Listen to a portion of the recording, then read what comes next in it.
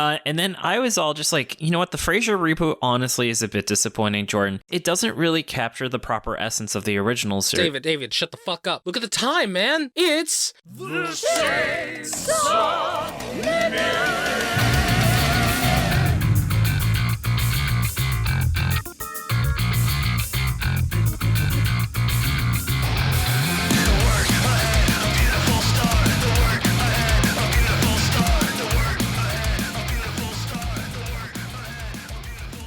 I'm David, and this is your dose of Chainsaw Man. You can join us every Friday where we see what masterpiece Fujimoto put out.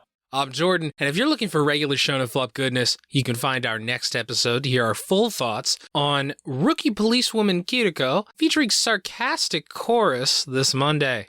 No relation. And just adds up, these recordings are open to everyone, so listen and chat along with us on the Shonen Flop Discord every Tuesday at 3:30 p.m. Eastern when there's a new chapter out. Find a link to it in our show notes or on our site. And Jordan, what was your devil this week? Well, I think I mentioned it on a previous episode, but the Headbang Devil, David. Oof. I saw Nea Obliviscaris last Friday, and I headbanged so hard that I hurt myself, and I still feel it in my collarbone. And yeah, fuck. It was worth it, though. David, what was your devil? My devil was the RSVP devil. We needed people to tell us if they're coming to our wedding, and some people still haven't. So it's great. So now I gotta say, hey, sorry, bud, you're not coming to our wedding because you didn't RSVP in time. I don't know what to tell you, man. But enough about that, Jordan. Can you give us a plot summary for Chapter 145, Kumbaya! Public Safety Division has succeeded in taking over the Chainsaw Man Church, and Barum has been placed under arrest as Denji and Nayata stand by. Just kind of stand around him, just kind of wondering what the fuck. Fumiko asks him to join them, but Barum asks them to instead give him a minute while he watches the beautiful sunset, similar to the end of Point Break, except a sunset instead of a wave. Meanwhile, Public Safety's devil naming consultant, which they apparently have. You know, like, it makes sense in this universe, but it is funny to say. Anyway, they analyzed the weird caterpillar demon that the Falling Devil was feeding. Remember that, David? I do. Yeah, so we finally found out who that guy was. Yeah, Denji killed it, and it turns out that that was the real Justice Devil. But since the Chainsaw Man church members were using its powers after it was killed, allegedly, the direct implication is that they never actually had pacts with the Justice Devil, and there's another devil they were making pacts with. Popcorn David. Uh-oh. Dun dun dun! At the same time, Asa is watching TV as the Chainsaw Man Church followers with the fake Justice Devil contract are fighting against devil hunters. There's a knock on her door, demanding that the War Devil surrender. Asa declares that she will turn her own room into a weapon. Whoa. But just as the transformation starts, someone with a katana charges in. Flash to Barum, who starts singing Kumbaya for some reason. Flashback to Asa.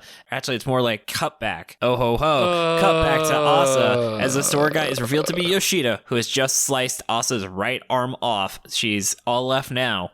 Gasp! Yoshida wasn't a good guy? No! I mean, she is not a good person as the War Devil.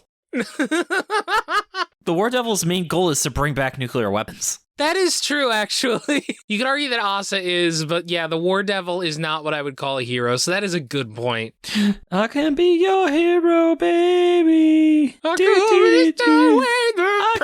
your hero, baby. All right, but Jordan, why was this week's chapter 10 out of 10? We got some nice intrigue here, man. Like, what the fuck devil did they contract with? And it's interesting, devils, I guess, can lie about what kind of devil they are. Right? Or maybe it's like this devil in particular, you know? Like, it's really cool because they've been saying it's the Justice Devil this whole time, but it also, like, this devil has been chasing after them since, like, chapter 1. Like, this is the one that killed Asa initially. Yeah. Definitely the catalyst for the entirety of part 2, actually. That's a good point. I also think it's interesting that there's a professional devil namer. Right. And that's an interesting bit of world building, especially how he mentions how it's easy to mistake devils that are similar to each other. Like he says, it's the Justice Devil is similar to the Equality Devil. Yeah, no, that's a good point. He was like, are you sure it's not the Equality Devil? Oh my God. Of course the Equality Devil would be terrifying, right? Yeah. People are so afraid of equality. All his fear comes from gamers. Gamers are terrified of equality. There was like a meme where someone was like, you know, it's like how a group of whales is called a pod. Group of crows is a murder. Yeah, and they're like a group of racists, or a group of sexists is called a gamer. And then someone's like, excuse me, it's actually a group of racists is a gamer. Well, then what's a group of sexists? Congress. Hey, well, apparently a group of sexists is actually the Shonen Jump editorial staff. True. As you, listener, will learn when you listen to our next Patreon episode. Hell yeah. But back to this, I do love the anticlimactic death of the Justice Devil. And also, Jordan, you didn't even mention Naruto is in this chapter, and you must protect that smile. Oh, yes. Nayuta is in this chapter. We must protect that smile. She's hungry. They gotta leave. I respect that. Oh, she's definitely going to mow down on some goldfish. Oh, fuck yeah. You know she loves that goldfish. Oh, I had some goldfish yesterday. Oh, yeah? Yeah, I feel like this is a chapter there's not a ton to discuss because this is kind of all action. I also do like that there's a really cool fisheye effect on page 9. I wonder if he drew it like that or if he had to use a filter to warp it, you know? I think there is more to discuss than we've led on to. Well, then lay it on me, Daddy-o.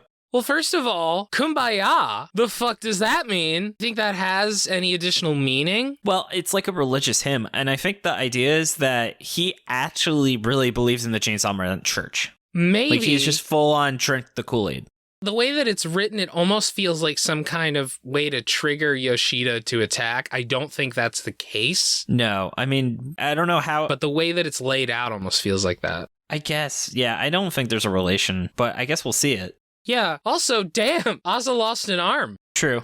Think that's just going to get repaired like, you know, her whole head was repaired? Yeah, I'm sure they can just reattach it. Yeah, I really like the idea that Asa's like, this is my apartment. I care about it. So I'm going to turn it into a fucking sword. I think that's pretty cool. I wasn't going to guess that.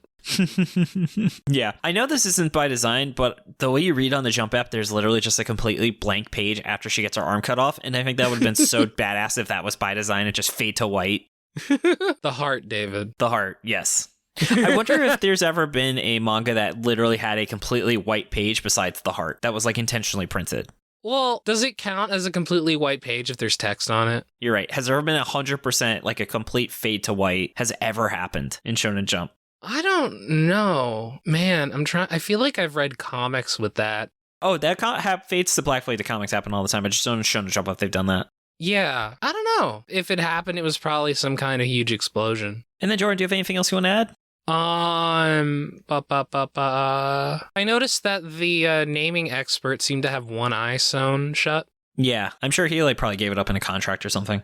Yeah, with the naming devil, most terrifying devil. That could be he made a contract, actually. Maybe it's like his remaining eye lets him see what the real name of a devil is. Yeah, like, oh my god, David, he made a contract with Ryuk. That is the Death Note power. Oh, man. Yeah, true. But yeah, I think it is kind of interesting how Fumiko just like before arresting him is just like, hey, you want to just join us instead? Yeah, I think that was very clever. But yeah, that's kind of it, I guess. Well, then, Jordan, I want to say thank you so much for all of your hard work on the show and being a great co-host. Thank you so much for your editing work, David. I love you so much. You mean so much to me. Thank you. Oh, I love you too, buddy. Aww. I also want to say you can find us on Twitter at Shonen Flopcast and our website, shonenflop.com. We're also on Spotify, iTunes, YouTube, wherever else you get your podcasts. And check out Shonen-Flop on Tumblr. Props to Shannon for the awesome cover art. Find her online at illuminyatea. As a reminder, you can join us every Tuesday at 3:30 p.m. Eastern when there is a chapter out. Just a heads up, I am at a conference next week, so we will do a double feature or a single feature, depending on what's going on next week. So just know that. So we'll see you in 2 weeks for our next episode. Oh, yeah. Stay tuned for Monday as we give our full thoughts on rookie policewoman Kuriko. And now Jordan, though, you know, it's so funny how we've still seen all the hybrids, but here is the way that I think that secretly they're really signaling to Rize to show up. David, shut the fuck up. I'm looking at the clock, you motherfucker. And we have to stop because the Chainsaw Minute's passed. Bye. Bye. The Chainsaw